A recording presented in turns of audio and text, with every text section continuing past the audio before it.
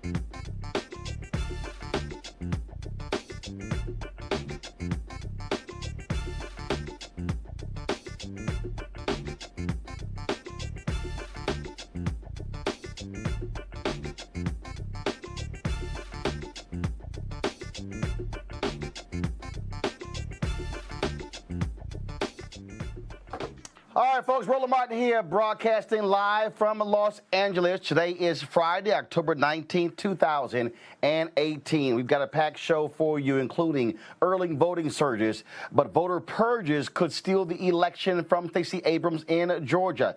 Two major investigative reports on voter suppression came out today. We'll have the journalist Greg Palast, who wrote one of them, right here on Roland Martin Unfiltered. Also, Abrams' opponent Brian Kemp just took down a video he posted 2 years ago that left the distinct impression that it is easy for white males to vote and not so easy for black folks. He took it down, but we've got it, and you'll see it. Also, you will also hear an absolutely despicable radio ad running in support of a Republican congressman in Arkansas. Worst of all, it was produced and paid for by a political action committee run by an African-American man. Trust me, you will find it grossly offensive. The Russians, they continue to try to impact our elections using race to divide Americans before the midterms. A Russia expert, a black Russian expert, is here to tell us how to avoid falling into their traps. And again, Donald Trump has done nothing to stop Russian interference. And on the other side of the fence, we'll talk to the woman who co-founded a political action committee to support black women running for office. We'll talk to her live. Also, President Barack Obama is out with a new video breaking down the excuses people have for voting. Y'all know also I was in Memphis for the National Civil Rights Museum Freedom Award ceremony. Reverend Jesse Jackson Sr. was an honoree and will have some of his great acceptance speech. Plus, the author of the book, Race News, Black Journalists and the Fight for Racial Justice in the 20th Century, is here as part of our series on how the black press impacted civil rights. Folks, it's time to bring the funk on Roland Martin Unfiltered. Live from L.A., let's go. He's got it.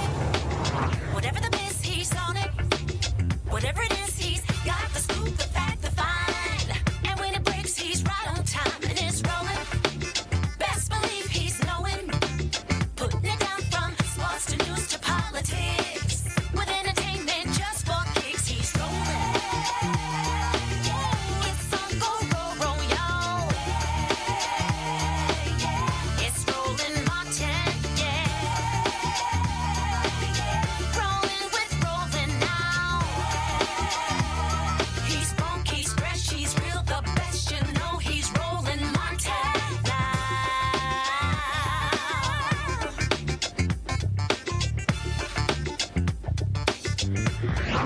Martin.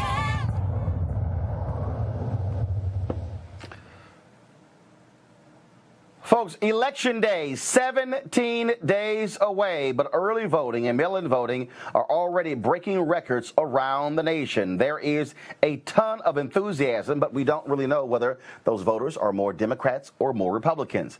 The New York Times reports that Democrats have eliminated the turnout deficit that hobbled them during the Obama era, but the surge is centered in white suburban districts. Now, let's keep in mind, 53% of white women voted for Donald Trump in 2016. White college-educated voters also voted for Donald Trump, but polling data shows he has been losing white college-educated voters and white women anywhere from 18 to 30%.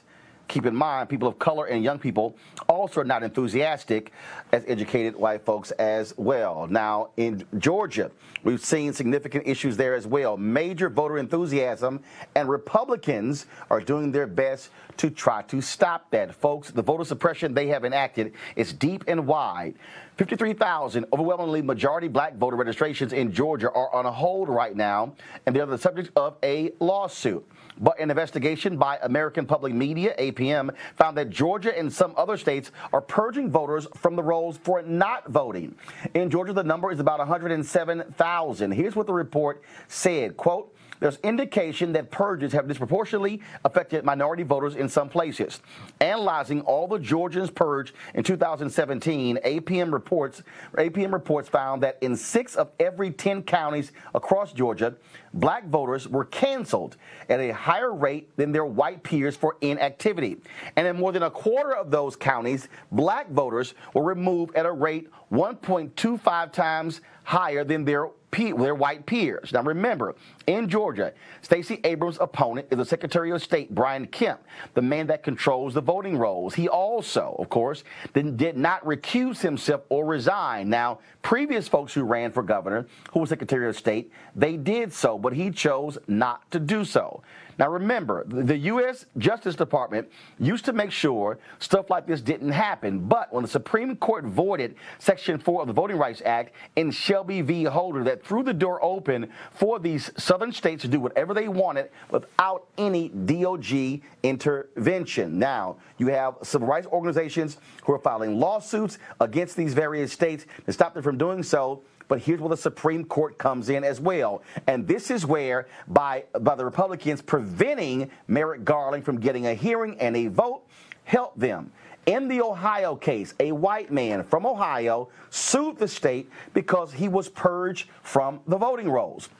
He was combating an Ohio law that allowed them to do so. What do you think happened?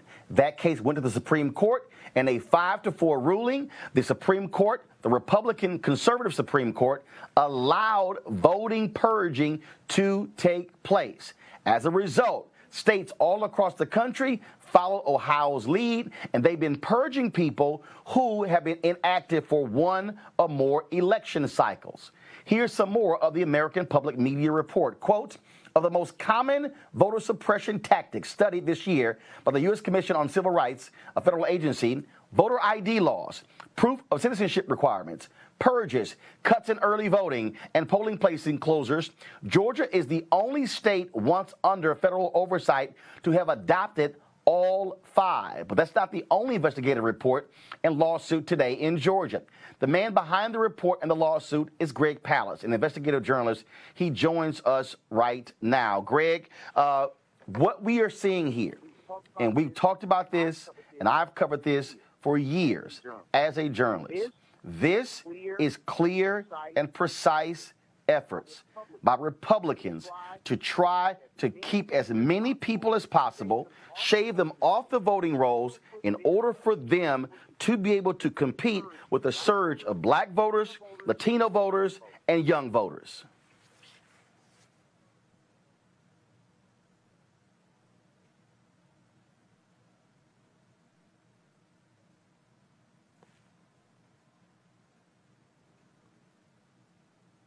All right, can Greg hear me? Because I can't hear Greg. So folks, talk to me. Can Greg hear me?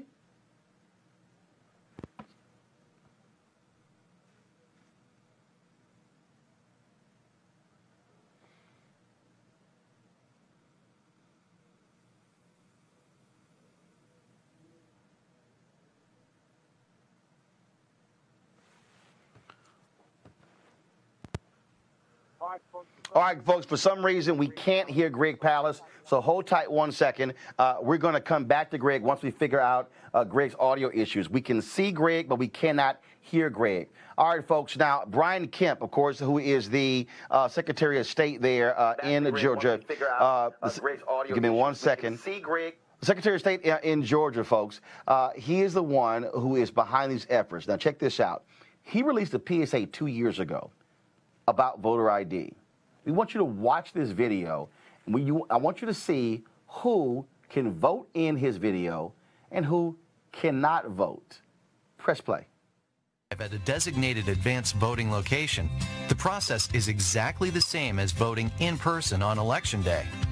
You will complete and sign a voter certificate, provide an acceptable form of photo identification, and then vote on an electronic voting machine. If you don't have an acceptable form of photo identification when you're at the polling location, both on Election Day and during advanced voting, you can vote a provisional ballot. If you vote a provisional ballot, you have 3 days after Election Day to return to your county elections office to show your photo identification for your ballot to be accepted and counted. If you don't return, your ballot will be rejected and it will not count. Please note that all election-related forms and materials, including ballots, are available in English only. For more information, please visit our website at sos.ga.gov/elections or call us at 404-656-2871 if you have any questions. This is a public service of Georgia Secretary of State Brian P. Kemp. Now, again, you see that ad where the white voter, the white person in the ad could vote, but the African-American could not. Well, Brian Kemp got lots of criticism. That ad has been taken down off of social media. Now, also, folks, we're spending a lot of time on Georgia because, again, Stacey Abrams could become the first African-American female governor in American history. Also, the second African-American to be governor of a southern state. You also, of course, have Andrew Gillum, who's running in Florida, and Ben Jealous, who's running in Maryland. Now, Brian Kemp is one of the worst offenders when it comes to voter suppression, but of course, he did not wait until the election. He has been doing these things over and over and over again, and so we're going to stay on top of this constantly. And again, what is important for us is to understand that these are clear and direct attempts by Republicans to, frankly, steal elections. I think we have Greg Palast. Greg, can you now hear me? I can now hear you, Roland. Thank you. Okay, there we go. Like I said earlier, Greg, this is clear and decisive plans of action by the Republican Party to try to shave off as many voters as possible, hundreds of thousands of voters, to suppress the vote because they are afraid, since the election of President Barack Obama in 2008, to see African Americans, to see Latinos, and even young white voters who do not like their policies come out in droves to vote. That's correct. In fact, here's what we found. What I found is the ugliest Jim Crow that I can imagine since the 60s, since I was a kid. We have Brian Kemp has removed 500,000 voters from the voter rolls. He did so on the grounds that they've moved from the state, they've moved from their county. In fact, I had to threaten him with a federal lawsuit, me and the wonderful Helen Butler of the Georgia Coalition for People's Agenda. We got the list of every single person he's purged from the voter rolls. I'm not counting dead people, people in prison, any of that stuff. I'm counting people he said move. I then went to the top experts in voter address confirmation. Now, these are the guys, the catalog companies, you know, the bill collectors, all those who know exactly where you live. So I went to them, and I said, okay, here's all these people that Brian Kemp said moved. They put it through a computer, and it was 340,134 Georgians who removed from the voter rolls, who still live in Georgia, live at the exact registration address where they originally had registered to vote. They're there, they want to vote, and they got no notice, zero, Joe, none, that they won't be able to vote in November. They're going to show up, those who want to vote, and they're going to be shocked. Now, a few of them went to gregpalast.com, that's my site, saw themselves on the purge roll, and they were able to re-register. Unfortunately, Roland, they were unable, today you can still re-register, but you still won't be able to vote on November 6th. It's ugly and it's racist. The method, by the way, picks out black people, young people, renters, poor people. It's ugly stuff. Greg, here's one of the things that also I think is important that we are seeing. And we focus obviously on African Americans and Latinos, but what the Republicans are also doing, they are targeting young white voters. They're targeting elderly white voters. And I'm just trying to understand why white folks are not as angry about voter suppression. And remember, I talked about the Ohio case, the voter purge case. That was a white man from Ohio. And I have been saying to civil rights groups, stop solely focusing on voter suppression about the impact on black people and Latinos, that they need to be driving young white people and elderly white people. We saw this in Wisconsin, where they say some 200,000 people were impacted by voter ID. Even though the Obama Department of Justice certified that voter ID law, a federal judge called Governor Scott Walker into court and said, why are you dragging your feet on the issuing of voter ID laws? These laws are impacting young white people and elderly white people. Well, I can tell you it hits home. I know a young white woman who lives in Georgia, my daughter. She went through living hell to get to register as a Georgia voter, and because she's a student. And as far as I know, she told me there's 13,000 students in Savannah, and she told me that she's one of the only students who registered and was able to vote. They are doing their level best to remove the young white voter, because the young white voter and the middle-aged African-American voter vote, they're the same color voter. It's called blue, Democratic. That's what they're getting rid of. And low-income voters. Low-income whites, by the way, tend to vote Democratic in Georgia, despite the image of, the guys in the pickup trucks at the pig roast. But I can tell you this. I asked Brian Kemp about it. He refused to meet with me. So I went and I literally followed his campaign bus and stopped at a barbecue joint in a place called Noonan, Georgia. And in Noonan, I just wanted to ask him some questions. I said, well, are you purging the voter rolls of black voters and young voters so you can get elected? Why do I have to file a lawsuit to get the name of the purge voters? He had two of his galoots grab me and hustle me off this property. By the way, the owner of the property is unhappy. He says, I don't throw people off of my property. But, the truth is they don't want to answer the question. So now I am taking Brian Kemp into federal court. I filed this very morning in federal court in Atlanta. If he doesn't want to answer my questions next to his campaign bus, then excuse me, sir, you're going to answer the questions in front of a federal judge. My questions and the questions of the voting rights movement of Atlanta. We got a lot of support today from Gerald Griggs of the NAACP in Atlanta, from Joe Beasley of Rainbow Push. I got to tell you, but here's a sad one. While I have a lot of help from the African American press and young progressive press, like things like the Atlanta Journal-Constitution are missing in action. The new Jim Crow is very uninteresting to the establishment because the establishment benefits by having their establishment candidates, and they're not going to give up that power so easily in Georgia. All right, Greg Palast, we appreciate you being on this case. And again, we're going to keep pressing this issue. We're less than 20 days from Election Day, and we're going to do all we can to ensure that we call out the GOP as much as we can. We certainly appreciate it. Thanks a lot. You're very welcome, Joe. I'll be back. Roland, bye. All right, then again, folks, as we say, if there's a problem you have to go when it comes to voting, you have to go see the county registrar. So today, the lawyers fighting the 53,000 registrations in Georgia on hold filed another motion to allow people to prove their citizenship right at the polling place. Now, because otherwise they would have to travel to a county office and then go back to the polling place to vote.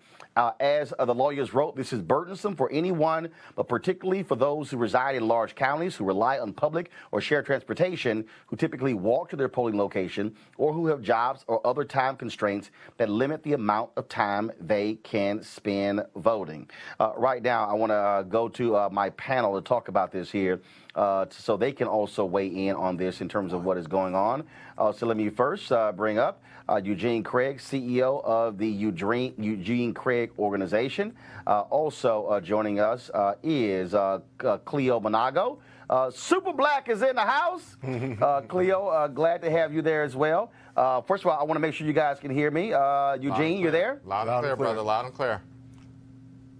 We hear all right, Cleo, you there as well? Yes, I hear you. Dr. Cleo Monago can hear you. Okay, so say it again. I said Dr. Cleo Monago can hear you.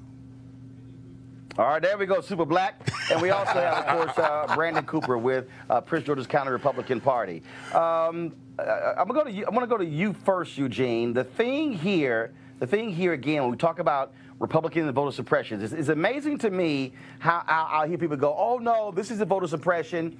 When you see the purging, when you see what is happening in terms of on Monday, when you had a county official, when Black Votes Matter, they were going to take 30 senior citizens to the polling place, and some county official called the senior citizen center and said, get them off of the bus because they said, oh, we're concerned with a third party taking them.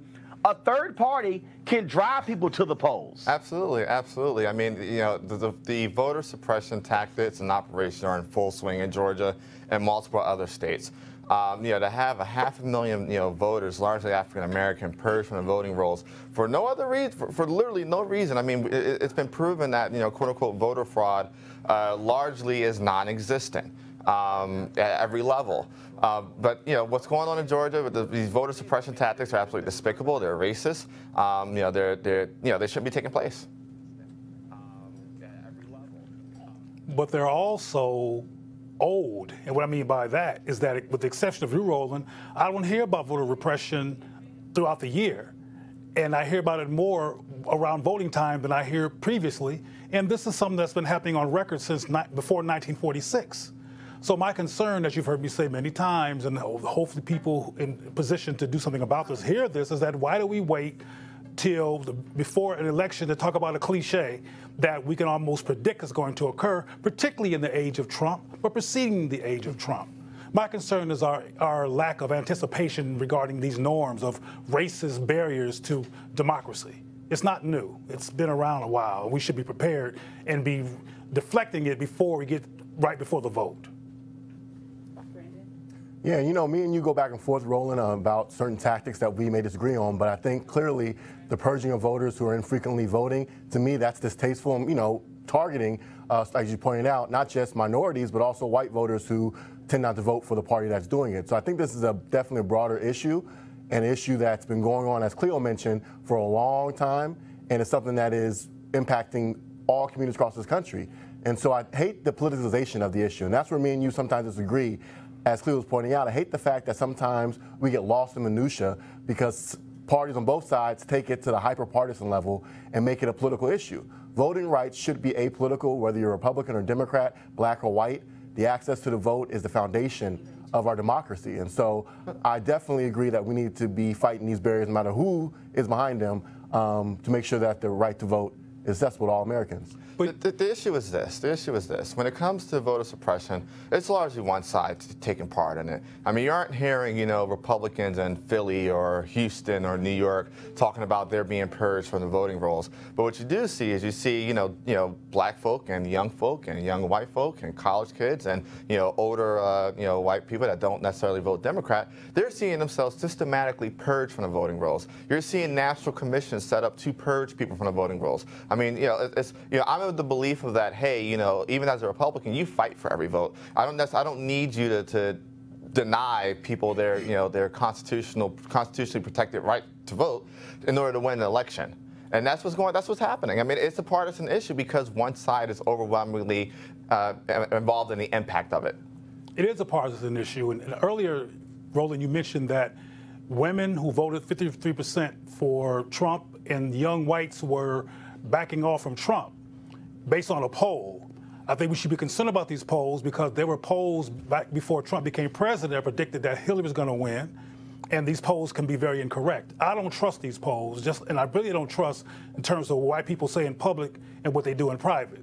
Sometimes they say one thing and do another to save faces so they won't look like they're racist. So I'm concerned about us taking these polls too seriously. And I agree, Eugene, that the voter suppression, I don't like that term in particular because it lumps everything together. You don't get into the minutia of each one. But the voter suppression tactics you talked about definitely are limited to one party.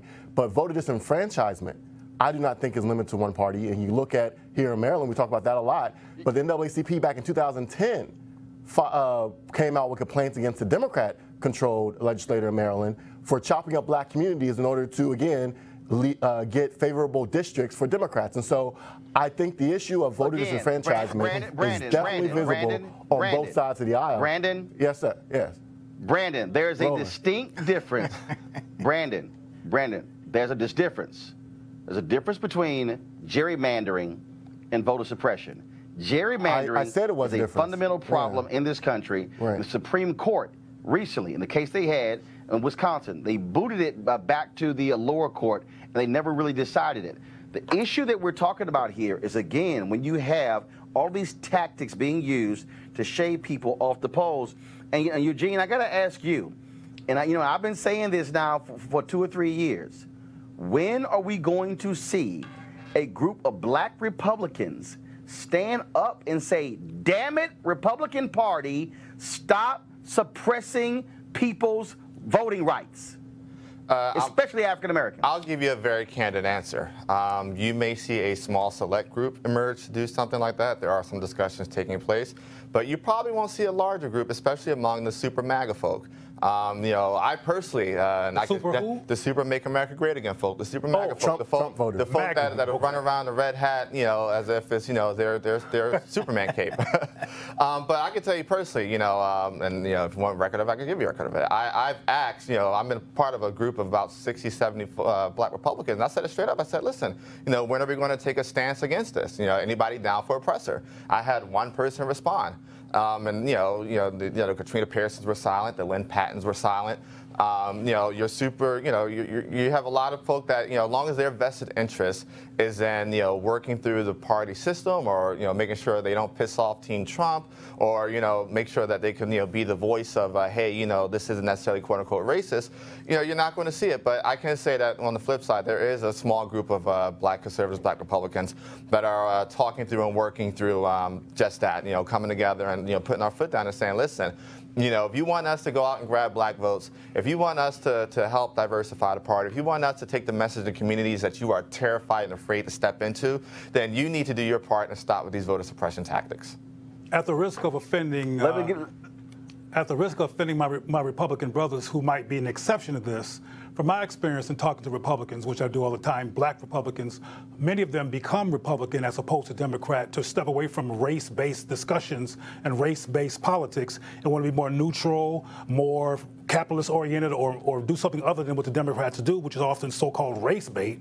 So the idea of taking an opportunity to discuss the real issue of racism and racism-based voter repression doesn't compute, because now they got to talk about race, which is one of the reasons why them stepped into the Republican Party in the first place. So you keep asking that question, Roland, but there's a kind of a meltdown that occurs, because I've been hearing you ask. I knew you were going to disagree, but whether you disagree or not, I've watched Roland, and I myself have been connected to the show for some years, have asked the same question: why you black folks won't step up for black folks? Why you black folks won't step up against white racists who are predominantly in your party against what they're doing to purge black people from the voting opportunity? And I keep getting crickets. If we talk, let's talk some facts here. All right, let's talk some facts here. Okay, so hold one second.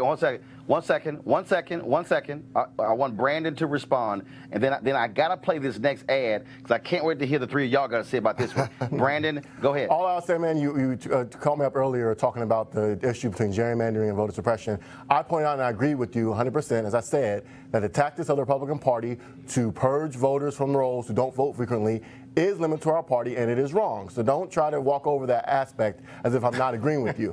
What I was saying was the issue of voter disenfranchisement is an issue. I know you don't want to talk about it because it goes beyond your narrative that you're trying to push, but it is an issue that matters to me, and I think it should matter to your viewers as well. Whether it's the Republican Party or Democrat Party doing it, we're talking about voter rights here, and I'm just saying I was trying to expand it to the topic of disenfranchisement that's happening when Democrats gerrymander black communities to lessen our influence at the polls. It's something the NAACP has called out as well. So that was my point. I was not trying to walk past the voter suppression topic, which I agree with you on. I was just adding another layer to the topic. But back to Cleo's point about the politicalization of it, I think, again, part of the issue where we disagree at is the hyper-partisan nature of this conversation that is used to push your narrative. Going back to that video you showed about Kemp and the video of the black voter that you conveniently left off the fact that there were actually 3 videos that were produced. And there was one of the other videos that produced showed a black boy, African-American boy, who was able to vote. And so again, you limit it. No, but again, because it causes controversy in this nature. But again, the hyper-partisan nature of it that's used to push your narrative, while you leave out facts that don't agree with your narrative. There was another video that did not show. When you don't have a history of blocking black people, that's what happens. All right, guys, hold on 1 second. Oh my God! Really quickly. 1 second. 1 second. I need everybody quiet. What you're seeing, Roland, what you're seeing right here. I need everybody quiet. Yeah. Here's the deal. Voter registration deadlines for the next 4 days. October 22nd, Alabama, California, South Dakota. Those are your deadlines. October 26th, Nebraska. That is your deadline. October 29th, the state of Washington. That is your deadline. October 30th, Utah and Connecticut. Those are all of your deadlines to vote. And so, again, we want you to do your part. To get out there and vote and deal with that. And so we want to make sure, again, that you are dealing with that. I got to do this here, folks. And so someone from Arkansas sent me this radio ad, which is running on black radio stations in Arkansas in support of Republican Congressman French Hill. I'm going to play it, and I can't wait to have our panelists react. Folks, brace yourself for this actual ad being put out by a black Republican group. What do you think about what's happening in Washington? Our Congressman French Hill and the Republicans know that it's dangerous to change the presumption of innocence to a presumption of guilt, especially for black men. If the Democrats can do that to a white justice of the Supreme Court with no evidence, no corroboration, and all of her witnesses, including her best friend, say it didn't happen, what will happen to our husbands, our fathers, or our sons when a white girl lies on them? Girl, white Democrats will be lynching black folk again. Honey, I've always told my son, don't be messing around with that. If you get caught, she will cry rape. I'm voting to keep Congressman French Hill and the Republicans because we have to protect our men and boys. We can't afford to let white Democrats take us back to bad old days of race verdicts, life sentences, and lynchings when a white girl screams rape. Paid for by black Americans for the president's agenda. Not authorized by any candidate or candidates committee. Damn. Black Americans for the President's Agenda is headed by Vernon Robinson, who's going to be on Roland Martin Unfiltered on Monday. Now, Congressman French and his opponent, Clark Tucker, both have condemned the ad. Cleo, what do you think? Okay, that was an ad by Black Republicans? Yeah, Republican. Yes, a Black Republican group took that ad out in support of the white Republican running in Arkansas, saying that if you vote for the white Democrat, then you're going to be voting for somebody who's going to put black people in jail for dating a white woman. That's a sign of schizophrenic desperation. I mean, damn. I'm just going. This is unfiltered. I can say damn, right? Okay, because damn. I mean, that's very interesting. I have never heard on tape what Black Republicans take that approach. Now, I want to ask my Republican brothers: is this an anomaly, or is this something that has been done before among people who are called Black Republicans? I'll say this. I got a couple points here. First and foremost, Vernon Robinson is a scam pack artist. Anybody that could do any research on him and look and see what he did with Ben Carson's Super PAC, Run, Ben, Run. I mean, you raise $12 million. You literally spend like 12.3 and after you take his cut. You know, what he's doing with this is absolutely despicable. I mean, just on the facts alone, I'm sorry, you know, show me where, you know, Republican congressmen that he support have, you know, taken up and backed, you know, bipartisan criminal justice legislation. Show me where Republicans have let their, you know, their name and their weight to, you know, situations involving Tamir Rice and Trayvon Martin. You know, and to answer your particular question, things may not necessarily play out in the way, you know, you may not necessarily see ads produced like this, but the sentiment of that, hey, you know, I'll use my blackness and tie it to being a Republican to cape for almost anything. Absolutely. Except for against voter repression. Except voter repression. Yeah, because I mean, where's the ad with the white woman being you know, the warning? Or where is he throwing, you know, putting cash or his weight behind, you know, hey, you know, I'm going to put my foot down and say I'm not producing or raising money for any Republicans that aren't taking a stance against this. That's why I call it. That's why I call it desperate schizophrenia. This is how you know, Republicans, Black Republicans, you know, maintain their edge, maintain their quote-unquote clout, for less of a better term, you know, by taking actions like this. I mean, this is absolutely, you know, despicable, deplorable. And I'll just final comment on this topic, Brandon. Yeah, just real quickly, two things. One, point out also that the Republican candidate, but also the state GOP party in Arkansas came out against this ad. But to Eugene's point, 100% right. I don't know Vernon Jordan, but there are a lot of Black Republicans in the party. No. Vernon Robinson. No, not Vernon Jordan. Vernon Robinson. I don't know. I'm sorry. Okay. Vernon Robinson. But anyways, this speaks to the fact that there are a lot of white Republicans in the party who love getting their black friend out to trot out front. You said with this, you know, I don't know how many people are in this pack. Usually these packs are ran by one person. But it is a problem, and they love to get these Black Republicans love to cater favor to the white Republicans and to do their bidding. I don't know how you raise $50,000 in order to run this. I'll love to see the donors. But yeah, there definitely is a problem. It's a horrible ad, and I'm glad that the state party in Arkansas and also his opponent has came out against the ad. I'll tell you, the same white folks who give Raynard Jackson money. It's a list of them. It's there. A big all right, today, the Department of Justice indicted a Russian woman with ties to Putin for using a misinformation campaign on social media to sow discord in the U.S. ahead of the midterm elections. Two of the issues she used to divide us were race relations and the kneeling of football players. One of the messages from Russian interference in 2018 elections pushed Judicial Watch's claim that voter fraud was rampant in, quote, blue states without voter ID. Joining us now is Terrell Starr, a senior reporter at The Root and an expert on Russia. Terrell, how you doing? Doing great. Thank you for having me. It is clear, anybody who understands Putin, he believes, frankly, in white supremacy. And he has got a partner in crime in Donald Trump. And it's clear that the Russians and Donald Trump has done nothing to stop them from meddling in American elections. Right, absolutely. And one thing that we have to consider in all of this is that on the American side, what has the White House done to educate the public about disinformation campaigns? In fact, Mr. Trump, he consistently, for a long time, has denied Russian interference at all. Then he kind of stutters steps and says, well, yeah, maybe they did. Ultimately, and I've reported on this throughout the year, is that the American election system whether it be cybersecurity with our critical infrastructure or through disinformation campaigns. Our American states are very much unprepared for it.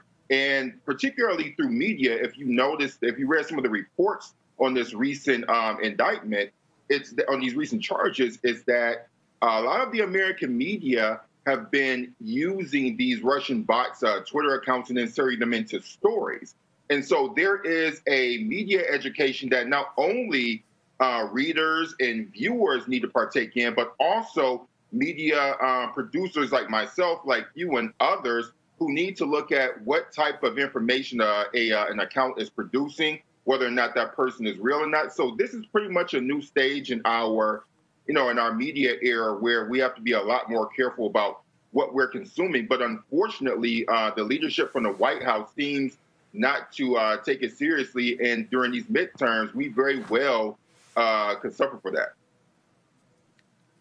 And of course, to have the Department of Justice make this move, I mean, it's critically important because Vladimir Putin also recently gave a speech where he said that America's iron grip on the world, frankly, is loosening and is almost extinct. I mean, this is a man who, again, wanted to destabilize the United States, and he clearly favored Donald Trump. And he's gotten somebody who's attacked NATO, who's attacked many of our other allies. And the fact that Donald Trump refused to even give states any level of direction when it came to trying to protect the voting system, it shows that he doesn't care. In fact, he still is insisting China and others have been involved in this when the intelligence agencies in America have said, no, it's the Russians. Well, that's very true. But one thing you have to realize is that, like, President Vladimir Putin, Donald Trump is pretty much somebody who's turned the White House into a kleptocracy, just like Putin has turned Russia into a kleptocracy. Trump is very much, he has authoritarian tendencies. The only reason why America has not declined even faster is that we do have a civil society. We do have structures in government that protect against overpowerful and overzealous executive office. That's just not the case in Russia. And so you see Trump as somebody who really wants to be a dictatorial character. But again, the only thing that's maintaining that is our civil society. Now, and I talked to a lot of my colleagues about this, particularly my white journalist colleague. Ultimately, what is America learning about its own racial issues? So we can spend so much time talking about President Putin and what he's done through the Kremlin to approve disinformation campaigns, cyber attacks. But ultimately, what about the racial issues that are going on here? Because ultimately, all that's doing is stoking up and really taking advantage of issues that took place long before Russia became involved. And so that's the wider conversation that we must have. And I think the number one culprit in not really leading the conversation on this has been mainstream media. And so you can point to Russia, you can point to the Kremlin, or wherever entity in Russia you choose. But ultimately, these are people who are choosing to believe this information. So what about them? What about their education? And that comes down to having very difficult conversations about race that people are not willing to have. And ultimately, that's something that you can't leave at Russia's doorstep. All right, Terrell Starr, I appreciate it. And one reason I wanted to have you on, because it's important for us to show that there are black people who are experts in Russia beyond Condoleezza Rice. And I know you're working on a book on that, so I appreciate it, brother. Oh, thank you very much. All right, thanks a bunch. Folks, we talked about the importance of black women when it comes to getting the vote out, but what about electing black women? There's a political action committee called Higher Heights Political Action Committee that is doing that, focusing on black women governing. They're focused to educate, train, and elect the next generation of black female politicians. Joining me right now is the co-founder of Higher Heights, Kimberly Peeler Allen. Kimberly, how you doing? I'm well. How are you? Great to have you. We're seeing Ayanna Pressley, of course, who is running for Congress from Massachusetts. We're seeing, look, you've got a sister who is a former Teacher of the Year in Connecticut who is running. You've got a black woman, of course, who's in Congress now from Delaware. And we are seeing black women step up in so many different places across the country. But one of the issues they have is the lack of funding and the resources and support to help them run for office. Absolutely. The barriers for Black women to step into elected leadership are unfortunately very great, but we're seeing at this time this unprecedented number of Black women running at the statewide, the federal, and the local level. And in this climate, the electorate is ready for Black women's leadership. So we're really excited about the opportunity to elect, hopefully, the first Black woman elected governor in our nation's history in Georgia, as well as growing the number of Black women in Congress from 20 to hopefully 26 to 28. How much money has your PAC raised, and what are your long-term goals? Are you only looking at women who are running on the congressional side or the United States Senate, or are you looking at statewide as well as county, city, local races as well?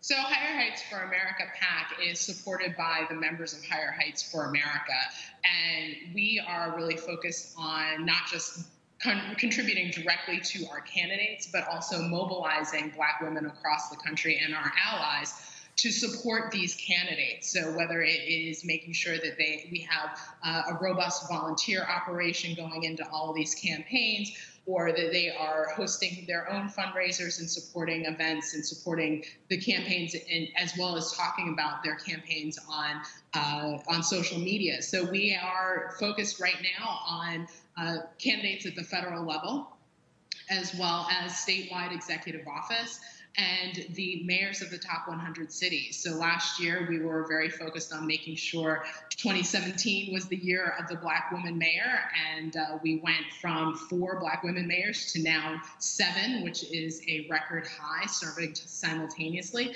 And we're just really excited about the opportunity to really mobilize Black women, not just to give the financial contributions, though that is critically important, but also spread the word and mobilize a network that will actually also do the work to make sure that these women have what they need, both in person power and finances, to effectively run, win, and lead.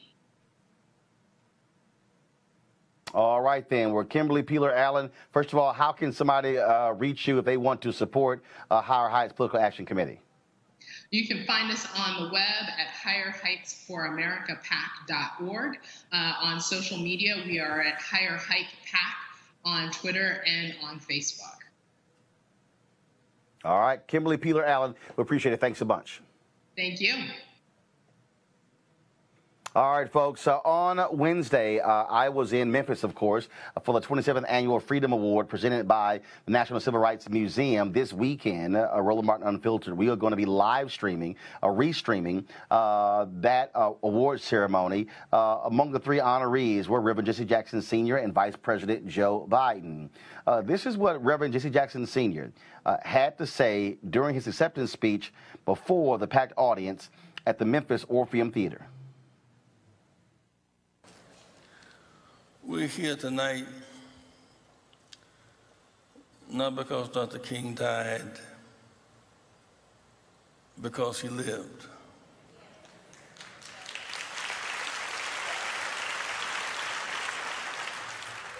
Tonight, the focus remains on poverty, racial polarization, and peace over unwinnable wars.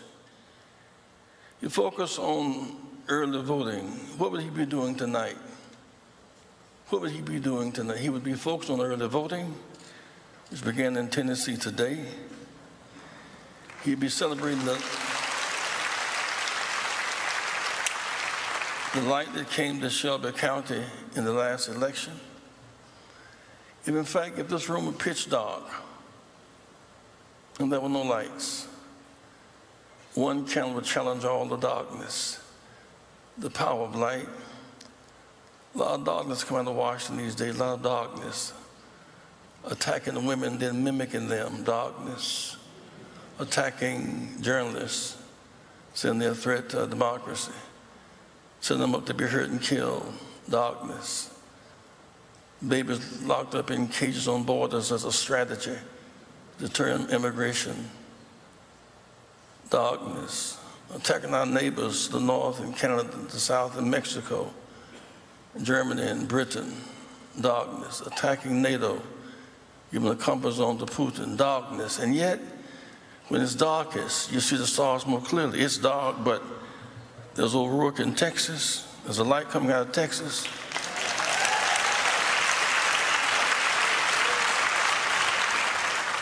It's dark, but where Emmett Till was killed, there's now Mike Esper running for senator in Mississippi.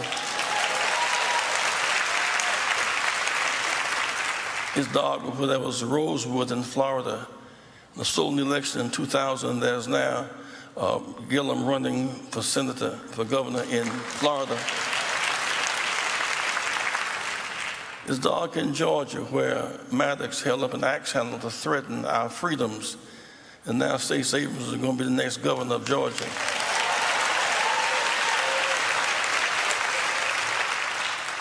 Dark in Maryland, where Frederick Douglass escaped to, but Ben Jealous is running for governor and leading the polls. Give it up for Ben.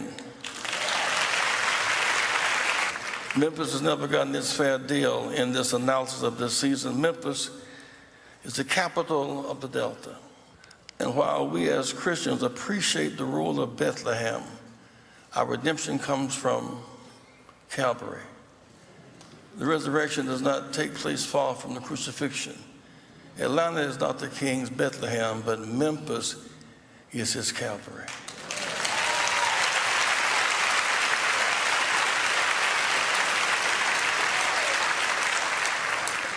Bad news is the Calvary. The good news is the resurrection takes place not far from the crucifixion. I close on this note. When Jesus was crucified, they went back to the tomb, but he was not there. They didn't have a lot of celebration around the tomb. He was not there. We go to the museum, but he is not there. He is searching for people to register and vote and regain their sense of consciousness and confidence.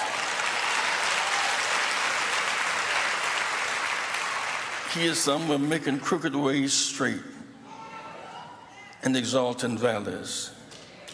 He's somewhere trying to free the unjust jailed. He knows that there are those who are free should be jailed, and there are those in jail who should be free.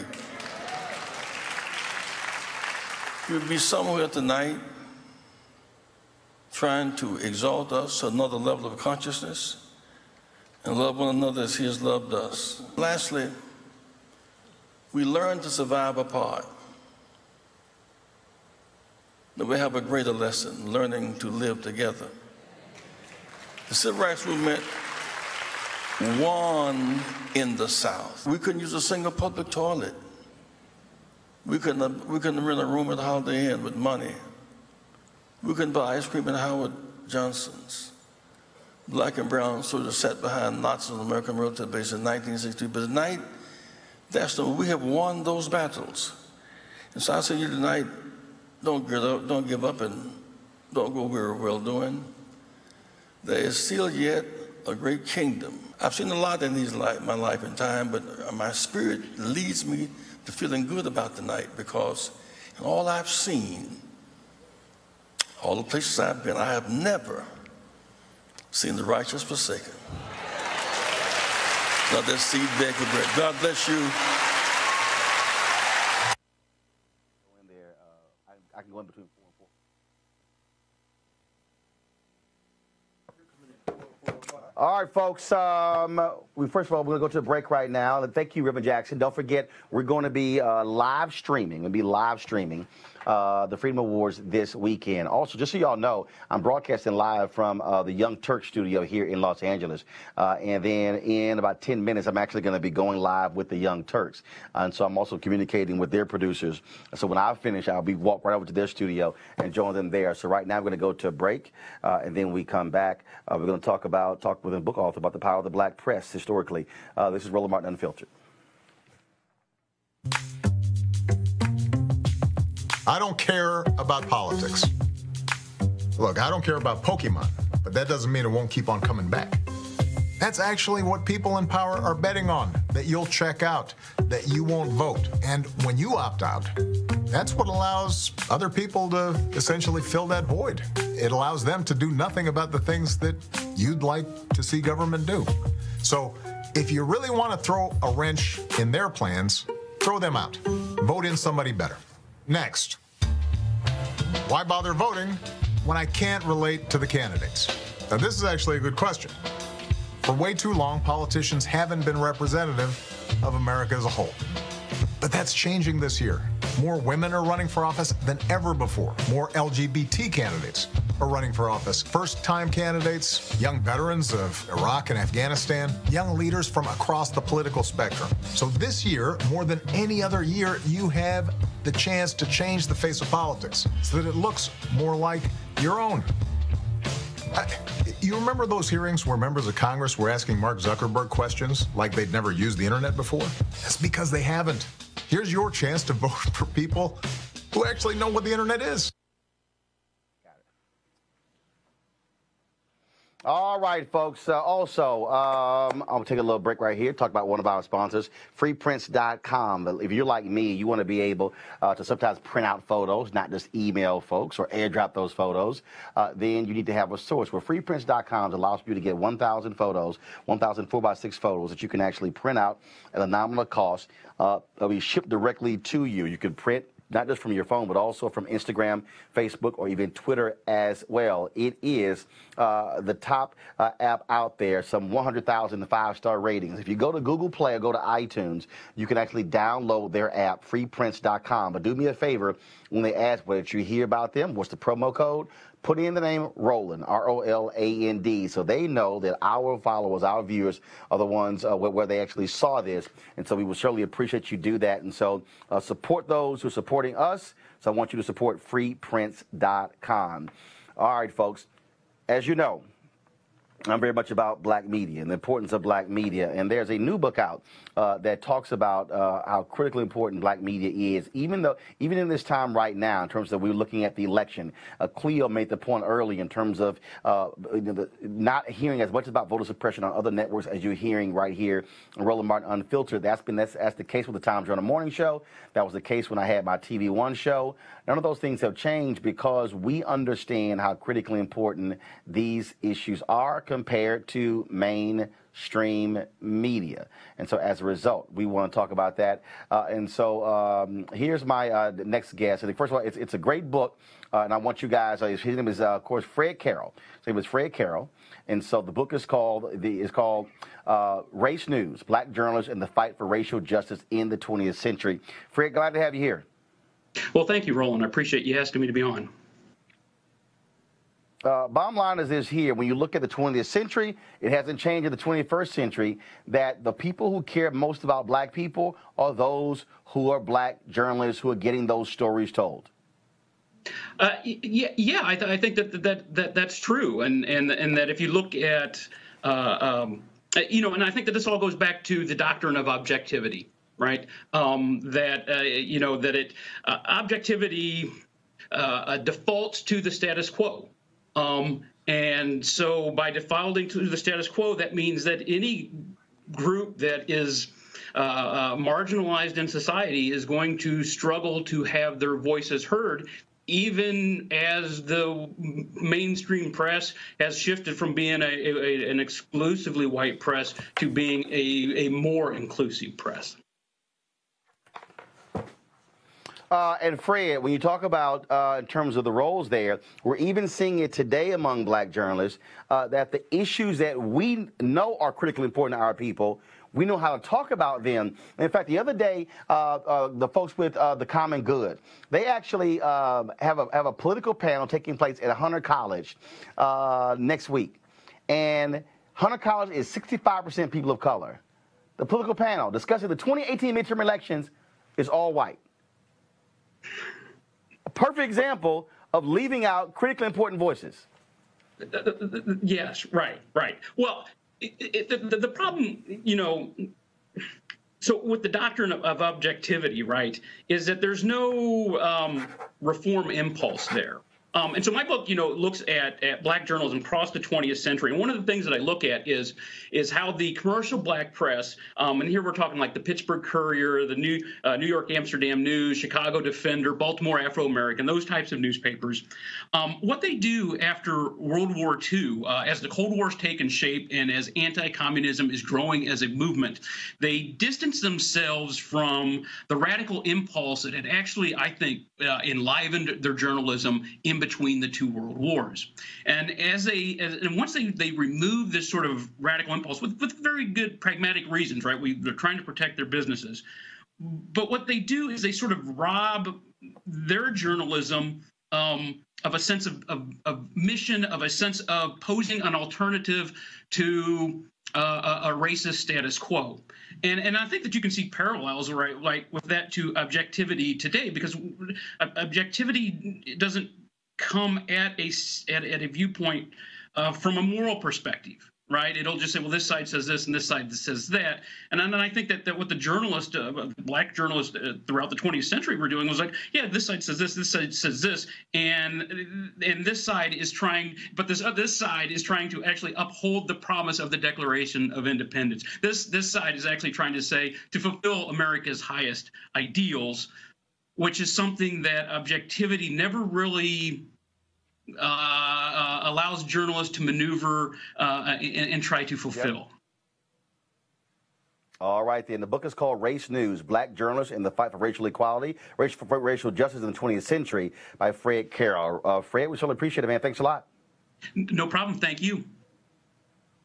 All right, folks, we got about 3 minutes left in our show. I want to go to my panel. We talked about higher heights, trying to get black women to run for office. Reverend Jackson's comments with the Freedom Award, of course, that book as well. All right, Eugene, you can start. You can address any one of those. Go. Yeah, I think higher heights is absolutely needed. Going from 2018, 2020, 2022, and beyond, when you empower black women to run for office and put them in power, you see communities change overnight.